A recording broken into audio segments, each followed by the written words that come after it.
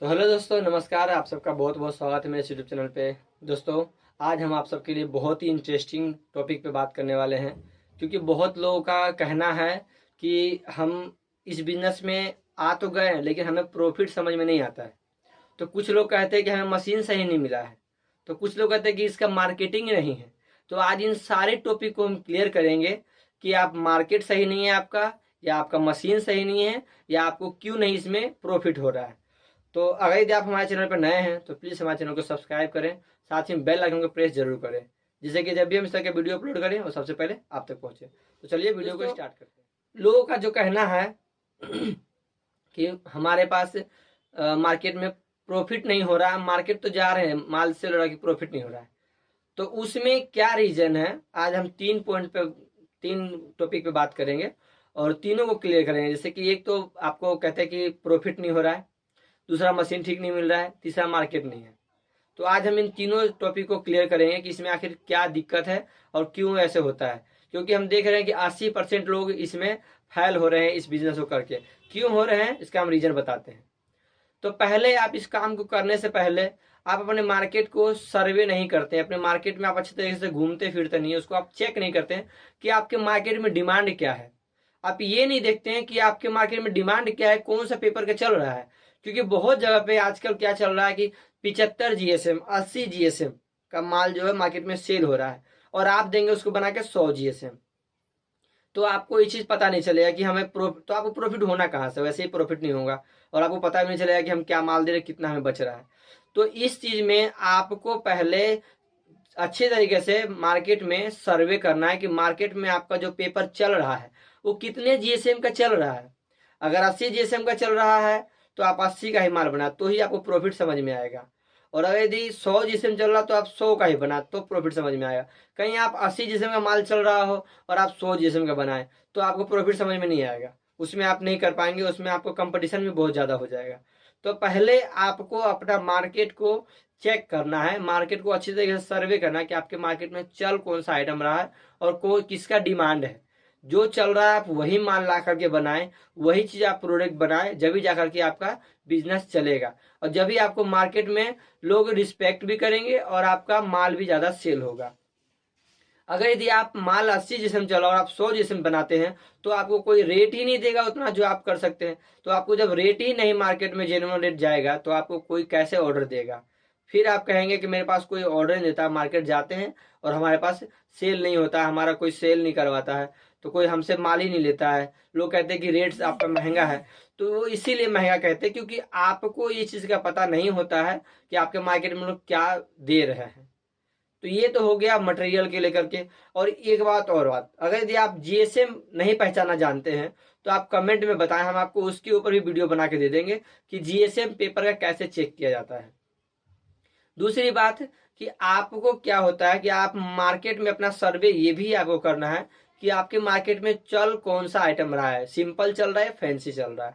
अगर यदि आपके यहाँ सिंपल चल रहा है तो आप क्रैंक वाली मशीनें लगाएं, उसमें आपको कम पूंजी में आपका मशीन लग जाएगा और काम भी बढ़िया होगा।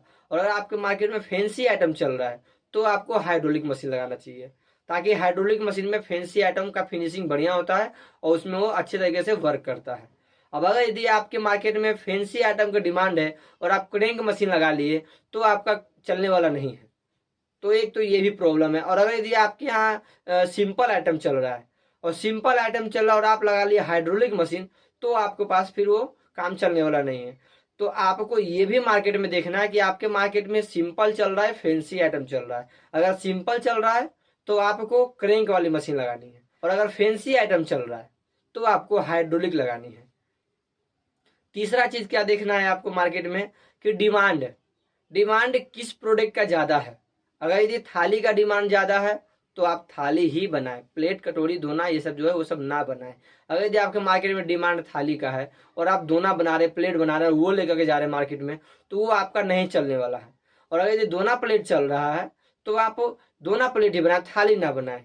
और इसमें भी आपको ये भी ध्यान देना है कि जो दोना प्लेट में ज्यादातर कौन सा साइज का चल रहा है, जो कि आप वही माल मंगाए, ताकि आपका वो माल आए जाए और बन के निकल जाए। अगर यदि आप यूं ही आप कोई सा माल मंगवा लेते हैं वो आपका फिर नहीं सेल होता है, तो फिर आपको दिक्कत होगा, फिर आप कहेंगे पूंजी मेरा फंस गया, ये माल तो बिकता ही नहीं है। तो माल आपको वही खरीदना है जो कि आपके मार्केट में चलता है, क्योंकि सिर्फ माल खरीदने और मशीन लगाने से नहीं होता है। मशीन के लिए आपको क्या करना है कि उस तरीके से आपको एक्सपेरिमेंट करना है, मार्केट में जाकर रिसर्च करना है कि आपका माल, आपका मार्केट में कौन सा डिमांड है, उस हिसाब से आपको माल भी परचेस करना है।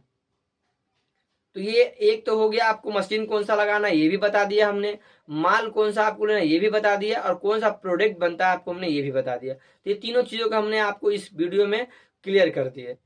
और एक बात, काम फ्लॉप होने का एक और रीजन होता है, वो होते हैं आप खुद। आपको अपने ऊपर कॉन्फिडेंस नहीं होता है, आपको अपने ऊपर विश्वास नहीं होता है कि हम इस काम को कर पाएंगे। और जब तक आपके अपने ऊपर विश्वास नहीं होता है तब तक आप किसी भी काम को नहीं कर पाएंगे। तो काम में अगर यदि आप फेल होते हैं तो उसमें कहीं ना कहीं आप खुद हैं।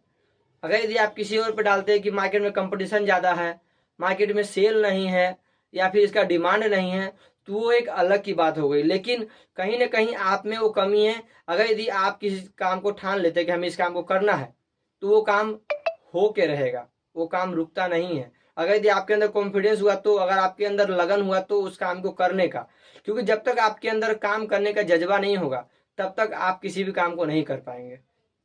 काम को कोई भी काम अगर करते हैं उसमें परेशानियां बहुत आती है। अगर यदि आप उस परेशानियों को फेस करते हैं, अगर यदि आप परेशानियों को एक्सेप्ट करते हैं, तभी आप किसी काम को कर पाएंगे। अगर यदि आप सोचते हैं कि नहीं इस काम में ज़्यादा परेशानी है, इसमें ज़्यादा टेंशन है, इसमें ज़्यादा उधारी है, इसमें ज़्यादा कंपटीशन है, तो आप नहीं कर पाएंगे। क्योंकि कंपटीशन कल भी था, आज भी है और कल भी रहेगा, ये हटने वाला नहीं है। कंपटीशन और काम करने का मजा कंपटीशन में ही आता है। अगर यदि आप इन सब चीज़ों को एक्सेप्ट करते हैं तो ही आप काम को आगे बढ़ा सकते हैं। अगर ये वीडियो आप लोग को अच्छा लगा हो तो प्लीज़ एक लाइक जरूर कीजिएगा, और अगर आप हमारे चैनल पर नए हैं तो इस चैनल को सब्सक्राइब करके बेल आइकन जरूर प्रेस कीजिएगा। तो मिलते हैं नेक्स्ट वीडियो में, तब तक के लिए धन्यवाद।